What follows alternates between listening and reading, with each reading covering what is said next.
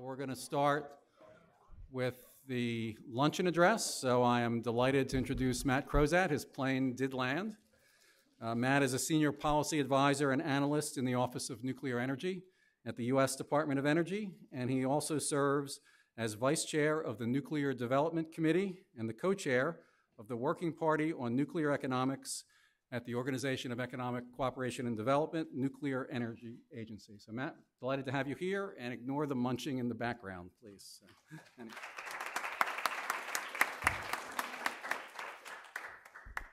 Thank you. I really appreciate the opportunity to be here. And given the travails to get here, I think I've lived up to that. I was very excited to have the opportunity to come to Yale and speak on nuclear energy and climate change. Yale has been held out as a bastion, a beacon of academic excellence and intellectual enlightenment. And perhaps for that reason, when I first had the thought that I'd be coming to speak, I didn't think at first about nuclear technology or policy, the things that I do all day and spend my time thinking about. I actually was immediately hearkened back to my time in graduate school as a political scientist in the mid-90s. And specifically, I found myself thinking about one of Yale's great political scientists, Robert Dahl, who spent much of the second half of the 20th century thinking a lot about how power, democracy, and influence work together in a practical sense. And this idea of Dahl coming to mind, I wanted to use this as a bit of a lens to talk about how we govern nuclear energy, not just in the form of the government itself, but in the broader set of institutions that oversee it. And as I begin to introduce Dahl, I have to offer a bit of an apology from the outset. You see, I'm at a point in my life where I've been reading more Roald Dahl to my kids than I have Robert Dahl on the side in the last 10 years.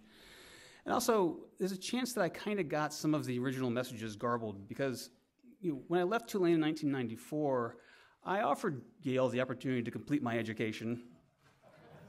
They declined, politely. So I learned this at Cornell instead. It worked out all right. I'm happy to be here now, that's what counts. But what I want to draw from, in particular, was his 1961 book called Who Governs? And this is his attempt to take a hard look, it was actually at the New Haven government itself, and say, okay, well, we know you have political actors, you have elected officials, you have elites within the town as well, business interests. But how do all of these forces come together? Does this resemble what a democracy is supposed to look like, with majority rule and broad participation? And he was focusing on to what extent did the mechanisms in place, formal and informal, translate power into decisions.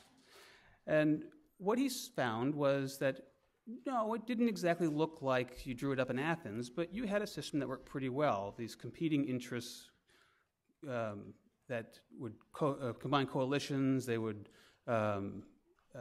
compromise in the margins.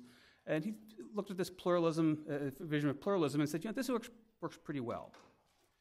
Well, I want to take this question of who governs and ask that of this field. Who governs nuclear energy?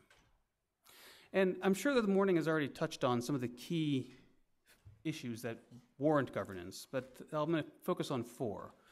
Safety, ensuring the public and environment are not harmed from nuclear facilities. Waste management, the long-term care of hazardous byproducts. Proliferation, containing the spread of nuclear weapons. And economics, both in markets and advancement of technologies. When I start to think about governance in this context, I immediately begin post-World War II with the founding of the Atomic Energy Commission. This was the answer to who governed. They were given the monopoly control over all nuclear materials and nuclear facilities in the United States. Now, in that moment in time, their focus was a military one. This was trying to build upon the Manhattan Project and establish a weapons program. The civilian applications got pushed to the side for a bit, but by about 1948, they turned their focus more towards civilian uses, and they started to look at prototype reactors. And because they'd had this ability to enrich uranium from the war, there was a broad range of technologies that were available to them, and they built basically one of everything they could think of in Idaho, at the site of what's now the Idaho National Lab. I think that process culminated in my mind in around 1953 when the experimental breeder reactor, EBR-1, produced electricity on the grid from one of these prototypes. And I think around that point, the AEC saw it was time for a bit of a shift, that they needed to look more towards larger scale demonstrations, not of the 5 and 10 megawatt, more of the 50, 60, 80 range.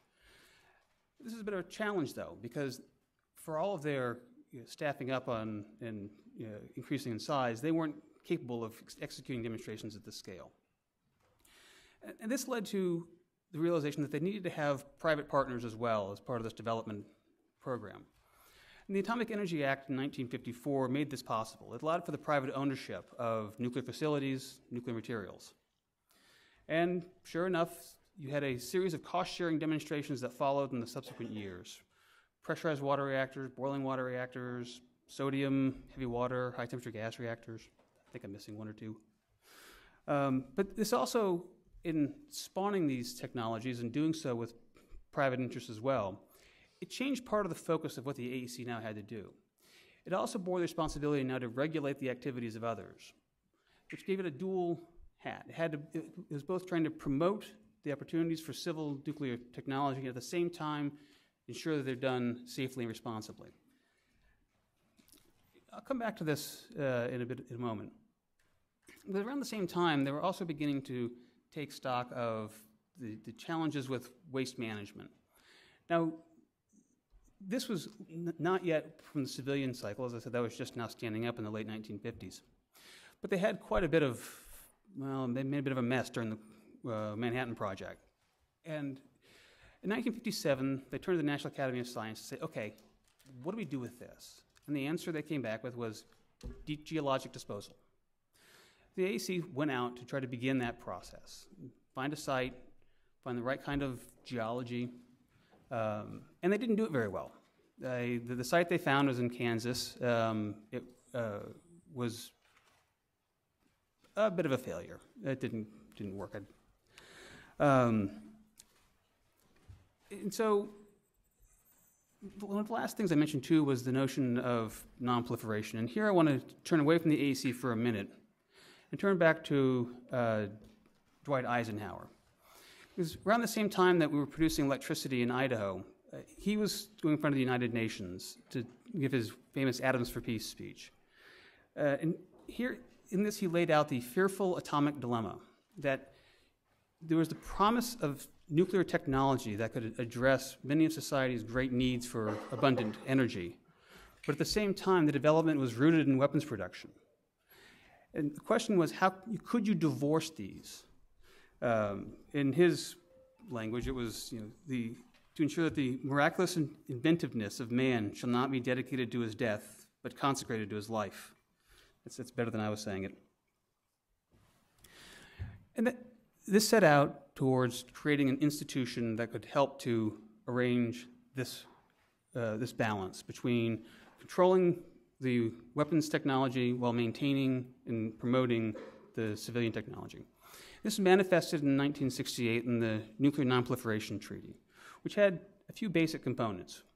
One was that states that did not have nuclear weapons would refrain from acquiring them. States that did have them would commit towards their eventual elimination. And third, all nations would be entitled to access to the beneficial uses of civilian nuclear power. But now if I take all these pieces I've just thrown out there and ask how they fit together, I get kind of a bit of a jumble. Because I had the AEC at this point, and I think of the early 1970s, the only time I was born. AEC has this extensive weapons program that they're managing. They're beginning to address the waste problem, if not with great success. They've established a rapidly growing civilian nuclear energy program. But at the same time, they're also tasked with maintaining the safety of that program. What the AEC provided during this time was a persistent support for nuclear technology development. There was this ongoing expectation that nuclear technology and nuclear research was going to be part of the future, and you could plan accordingly.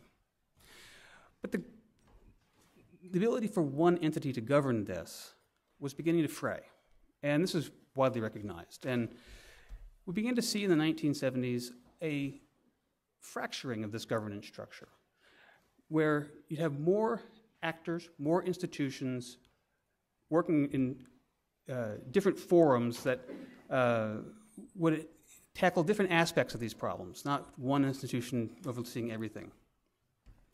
And when I begin to think of this kind of complex notion of different actors at different levels interacting in different places, I'm reminded of, I often hear the phrase that, oh, well, I'm sure there's some German word for that covers it. I don't speak German, but I am at Yale, and it turned out Robert Dahl had a penchant for coining his own terminology as well. Because when he was trying to clarify and explicate some of these complex systems of governance, he often needed to find words and manage them himself. And he picked one along the way that was one of his enduring contributions to political science. He called it a polyarchy, which is something that I won't claim to use it in exactly the way he meant it, but I'm going to claim it for a little bit right now anyway for his convenience. What the polyarchy was about in his mind was the realization that democracy couldn't be implemented in its idealized form in a modern system. It was more complicated than that, and the polyarchy was the messy way in which you had institutions that still enabled the participation of the broad public and managed the competition in which these questions were evaluated. And what I like about the polyarchy is this notion that it's multiple layers from different directions, because I think that's what begins to convey the complication that followed from the 1970s and on to today and how we think about the governance of nuclear energy. Let me begin by revisiting non-proliferation, and one of the first institutions that was added to this polyarchy. In the immediate aftermath of the Eisenhower Atoms for Peace speech, there was a call for and the establishment of the International Atomic Energy Agency under the auspices of the UN. The explicit point of the IAEA was that proliferation was going to be a multinational problem. This was not a question for one government to take on, but one that we all had to do together. When we look at things like even the quite high-profile Iran negotiations of recent weeks, which my boss was clearly had a role in, one of the things that I don't think was well appreciated was it wasn't simply the United States and Iran at the table. It actually included Russia, China, France, Great Britain, Japan, and the European Union. It's a multinational problem. And the institutions that have been built up, including things like the Nuclear Suppliers Group, recognize the multinational aspect of this. And it's not to say that the institutions that we have are the ones that we need to persist with going forward, though. And by which this, I mean not that the IAEA needs to go away, but we can think more broadly about how we approach nonproliferation. And before Secretary Moniz was in Switzerland or even the Department of Energy, well, most recently the Department of Energy, he was there before too, he was exploring this idea of nuclear fuel leasing as a way to think about addressing nonproliferation. And here we have a different approach, which is to say, if what I'm really worried about at the end of the day are these fuel cycle technologies, the same ones that can be used to develop nuclear fuel for reactor operations, or ones can also be applied for weapons production as well, under most conditions.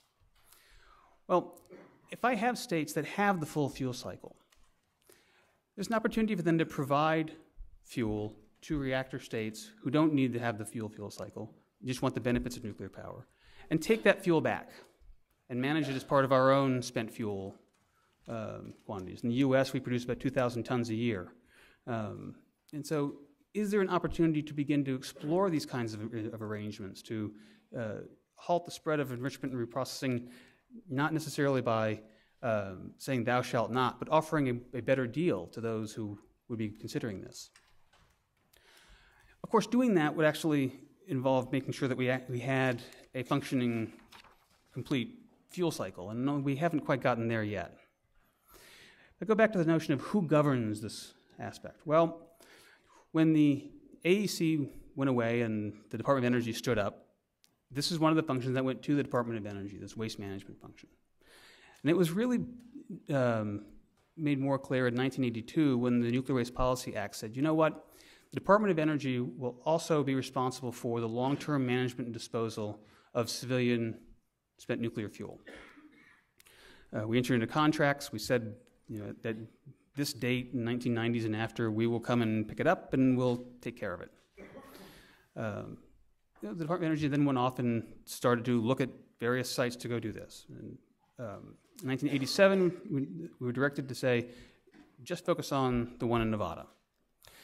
And I think it's safe to say that we've learned since that is the governance of nuclear waste management isn't simply a question of what choices the federal government is going to make. That we ran into a great deal of opposition that perhaps started small, but it certainly got worse over time. And forced us to step back in recent years and say, wait a second, this approach that we've got isn't working.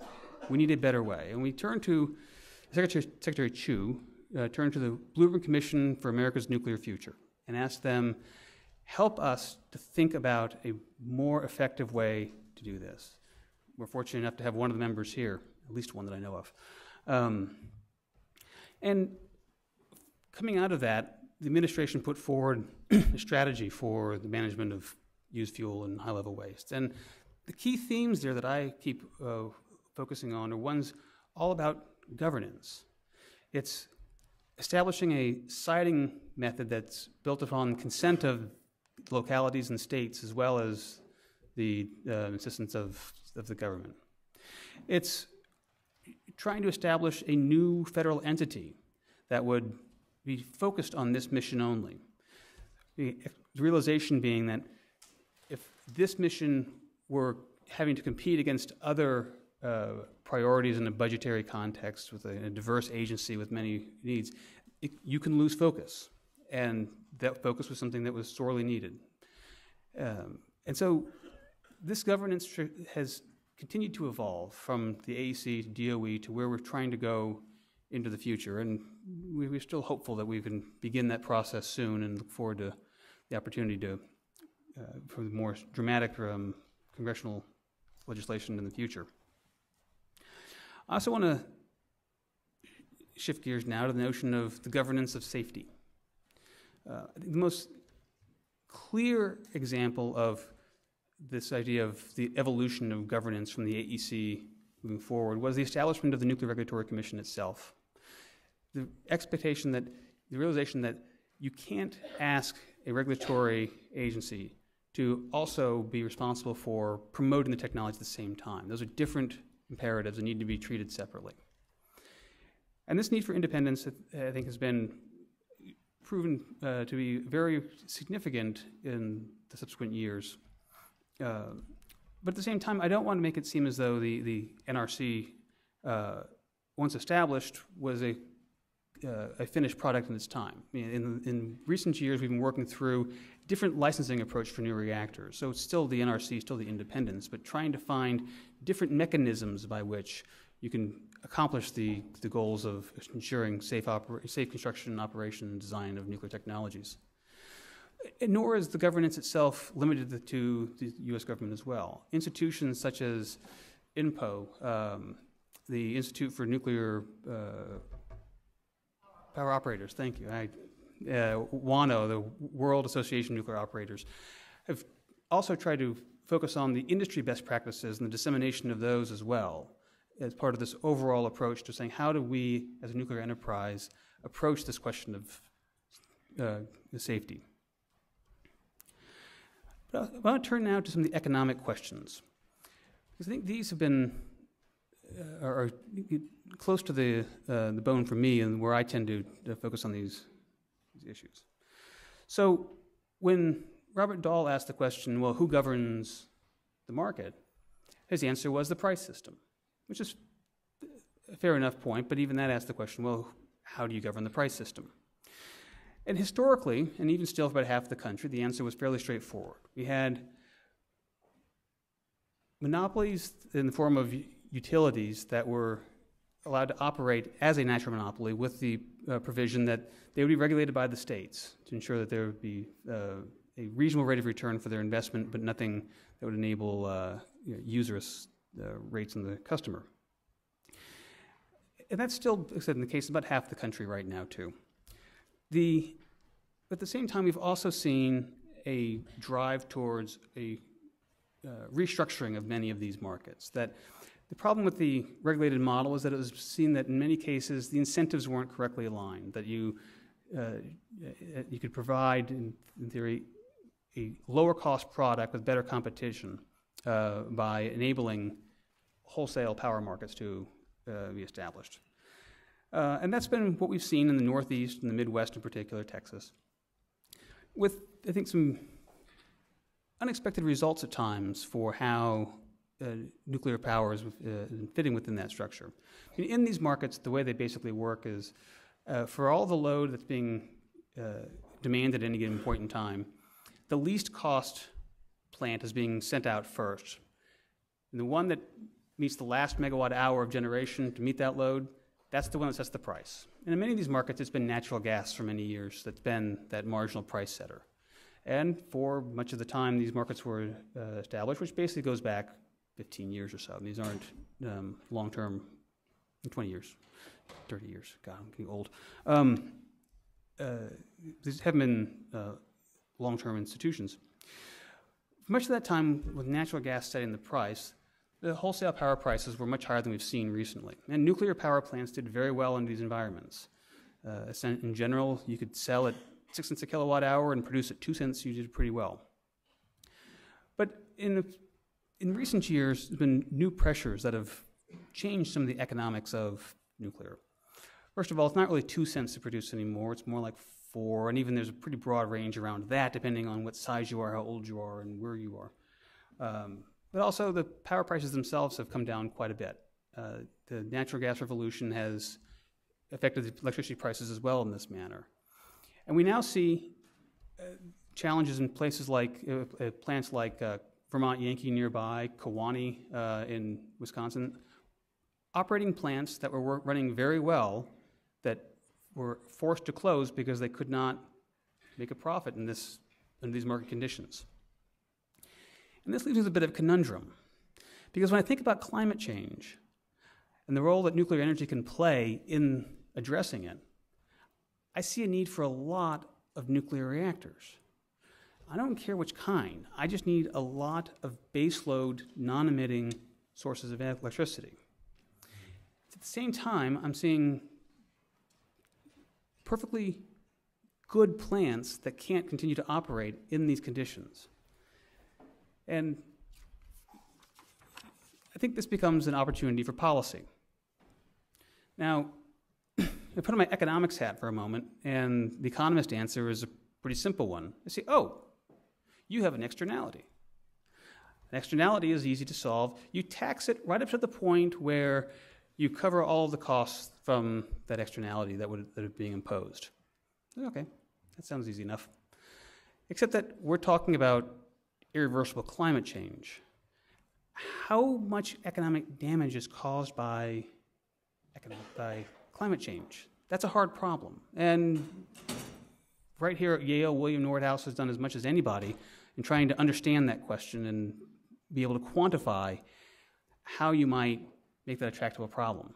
But I have a secondary problem, which is that even once I get to the optimal carbon tax, I don't really have a political system that's inclined to impose it. So instead, I tend to have a price on carbon that is marked at the one number I know can't be right, and that's 0. In light of this, we've had this, I've thought of it as policymaking in purgatory, that I can see what the future needs to look like, yet the conditions I'm operating in now don't leave me a path to get there. I think there's some cause for hope. I don't mean to sound dour. I'm actually fairly optimistic in the long term. I think the Clean Power Plan that's being proposed by the EPA, and I think will be discussed a bit more later, is an opportunity to at least create the economic signal that says no, this is something that needs to be considered, that the greenhouse gas emissions are important, and we need to find a way to factor that into private decision-making and public policy making. But at the same time, there's another dimension as well to the economics. And there I look at the opportunities for technology advancement. And this is where my office comes in, along with industry, national labs. What we look at is, with the barriers to entry for developing these technologies, what are the appropriate public roles to ensure that, that the technologies for nuclear can be available to the marketplace in a timely manner to meet these public challenges? In the Department of Energy, we focus on all manner of the nuclear enterprise. Not exhaustive, but light water reactor sustainability, R&D to understand what the aging challenges are with the current fleet, what can be done to assess the conditions, the expectations for how they're going to evolve, and what that might mean for providing a technical basis to evaluate license renewals beyond 60 years. We supported the development of the advanced light water reactors, the Gen 3 Plus systems, the AP1000, ESPWR from GE, ones that try to incorporate passive safety and work through the licensing process to make these commercially available through cost sharing and the like. We have a similar effort underway now looking at small modular reactors. These are technologies that have characteristics with safety and economics that we think can expand the range of how nuclear energy can play within this economic landscape. But at the same time, recognizing there is a significant cost and time barrier to reaching commercialization. It's on the order of $500 million. And that's a pretty large investment for companies to try to take on to reach a marketplace that they will be, in many cases, a decade out. So we provide support to help that process as well. We also have interest in understanding and pursuing advanced reactor concepts as well. These come farther out in the timeline in our expectation, beyond 2025, maybe even later. But in these technologies, by changing the coolants, by changing the moderators, but they open up the possibility of having a broader range of fuel cycles, perhaps, or a different set of business characteristics and economic features that enable nuclear to be applicable in areas that it wasn't, it's not with light water reactor technologies. We own the fuel cycle problem. And that means, from our case, it ranges from trying to establish things like interim storage for nuclear fuel, to the extent that we can, the understanding the transportation issues and the disposal of longer term as well, but also the exploration of advanced fuel cycles. Are there better ways to do this? Are there different fuels we can have, that, both for safety or for the long-term waste management?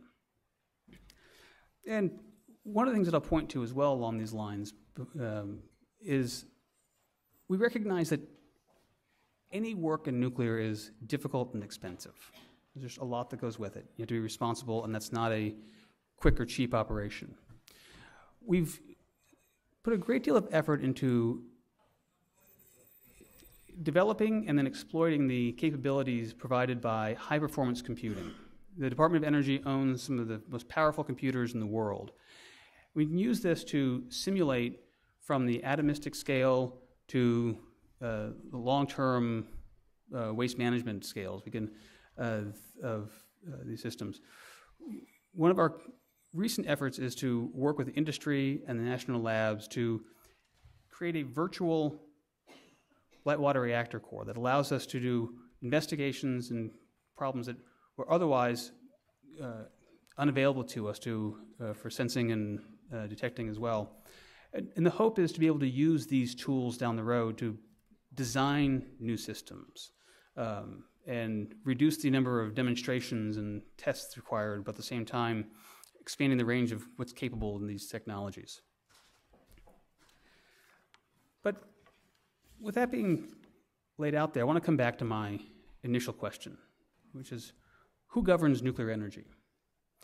And as we've seen the evolution of the nuclear enterprise, we've also seen a parallel evolution how we approach governance. And what I see is an increasing focus on specialization and parts of the problem, and a focus on safety or proliferation or waste. That, you know, the creation and adaptation of institutions and forums that are tailored to more narrowly defined realms.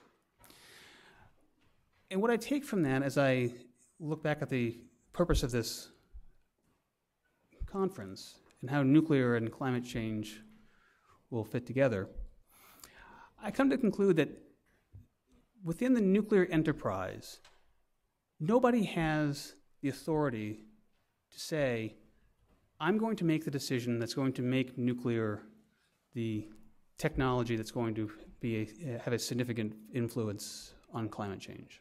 We can work on parts of the problem. We can improve every aspect of it, and that will in itself make it easier. But this question of who gets to decide, well, it seems, from my perspective, it's broader than nuclear, and it's more about climate change. That the policy issues that will enable nuclear to move forward, that create the market demand to pull these technologies into the system, will be ones from a policy that says, we're going to address this challenge seriously. And that brings me back to Robert Dahl. Because when I think about how we seek to acquire a societal consensus around climate change, I think back to some of the concepts that he worked on. And as he looked at the questions of pluralism and polyarchy, it was as part of a larger mission to understand if and how democracy could function in a modern, complex society. And his, I think, core view was driven by this, the belief that the principle of majority rule and the democratic ideals were the ones that could create the most sound basis for governance and provide the societal consensus that we need to tackle these kinds of issues. But underlying that vision was also a conception of how political power and influence could be used in society. He had a scale that he used to describe how to basically rank order the various kinds of influence one could exert. At the bottom was physical violence. Not too far from that was coercion and threats. But the top of that scale was the notion of rational persuasion, that people can have a dialogue to evaluate what the core interests were for members of society and use that as the mechanism to come to a consensus around how we as a society should move forward.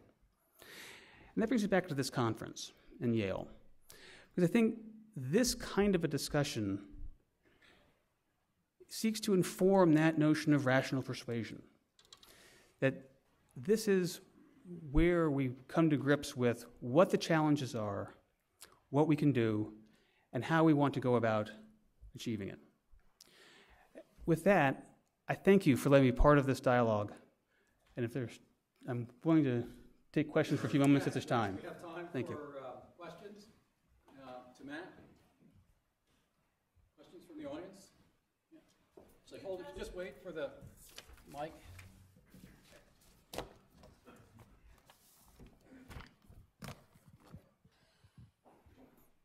Hi, Elizabeth Peterson from Dominion. I was wondering, should a carbon dioxide national ambient air quality standard be established? Talking about policy. Sure. Let me take it this way. I'm not picky. I will take anything that provides the incentive that says there are important aspects to the system that aren't being appreciated. And so if it's an air quality standard, if it's a carbon tax, if it's cap and trade, if it's a clean power plan, I think all of those point in the correct direction. And I think of many of the specifics of, say carbon tax versus cap and trade, yeah, there's some academic distinctions, and I'm happy to delve into them because of my policy wonk mind tends to want to go there anyway. But when I step back, the important thing that I see is we need to have that policy signal to say that to create the economic incentives to value the things that we know are valuable. And we don't do a very good job of that.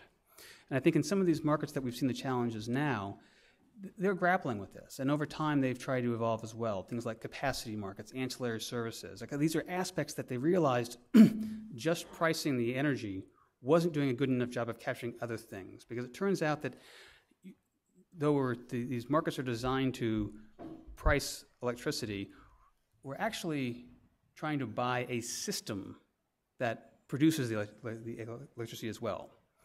And figuring out what the key attributes of that system have been an ongoing challenge, and I think it's one that everyone recognizes and think they're working to address. But I think that's where I hope to see more progress in the next few years. Thank you. Question from the back? You mentioned a lot about the economic and technical risks and government's role or policy's role in trying to help with that. Something that you didn't really touch on, at least, or I guess at the end you did, was more the non-technical or social risks around public acceptance of nuclear. And you talked about this idea of rational persuasion. I was just wondering if you could speak a bit about government's role in that, in policies around public acceptance of nuclear technologies. No, that's a really good question. And I guess the one thing that comes to mind immediately is I don't know that you can have a policy to induce public acceptance. Or if so, I don't know what that would look like. What I think you can do is have policies that address the concerns within the public. And this is where I think the independent regulator is the first and foremost in my mind.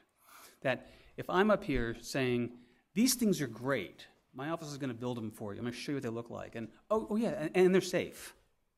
That's not the same thing as having someone from the outside who said, I'm an expert, I've looked at every aspect of this I can think of. That doesn't solve all aspects of acceptance. But one thing I think that when I was looking at this notion of governance, we didn't do a very good job of this in many dimensions. I think waste is a pretty good one. That having the policy in place, we assume public acceptance would be expected to fall in line. No, that didn't work that way. And we're learning that lesson again.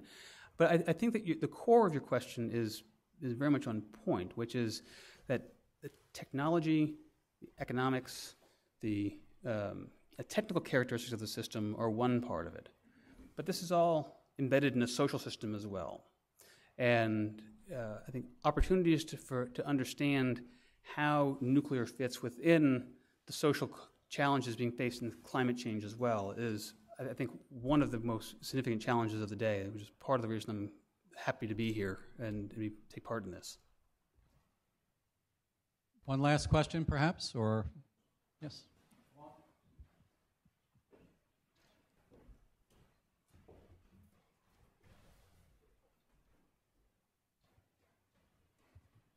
Thank you for the talk. This is a really basic question. I'm wondering, what are your thoughts on the Germany's decision to retreat from nuclear energy and the implications of their decision? Is this going to trigger other countries to retreat from nuclear energy as well? That is a good question. And in the bio, I mentioned that one of my roles is in the Nuclear Energy Agency of the OECD, which includes Germany as well. And my first thought when I heard this was that Germany is a wealthy country and they have the opportunity to define the system how they think they want to, with prices they're willing to bear. However, I'm increasingly concerned, though, that the vision to leave nuclear will end up resulting in more emissions. In the sense being that the challenge is climate change. Then if you can conceive of a system that has all renewables and somehow make that work. I don't understand how that would work on a practical level. But if you can do it and you're willing to make that investment, it seems like an extra cost to my mind, but I can at least see a path forward. My fear is that by following such an approach, the consequence is going to be to retreat a bit on the climate change questions. I think that's an unfortunate path forward if that's what happens.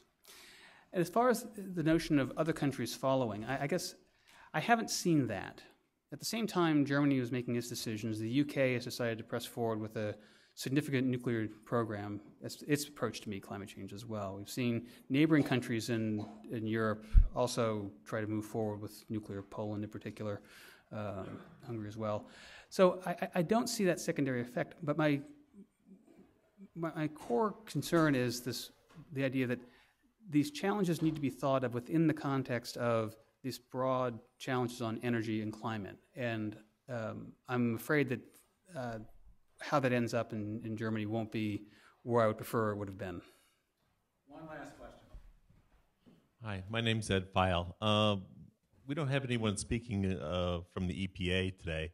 I was wondering if you'd be willing to comment on the new proposed rule or the rules that are supposed to be coming out in June that tried to kind of segregate the different fuel or energy cycles. For instance, making nuclear and hydro only count as like 6% and favoring gas and not favoring coal. Is that really an energy policy?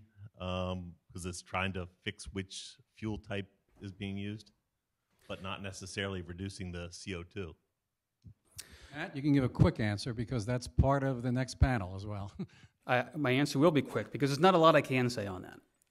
As part of the Department of Energy, we have standing as part of the interagency process with the rule development. And since it's still in draft, it's not appropriate for me to comment on it in its current state.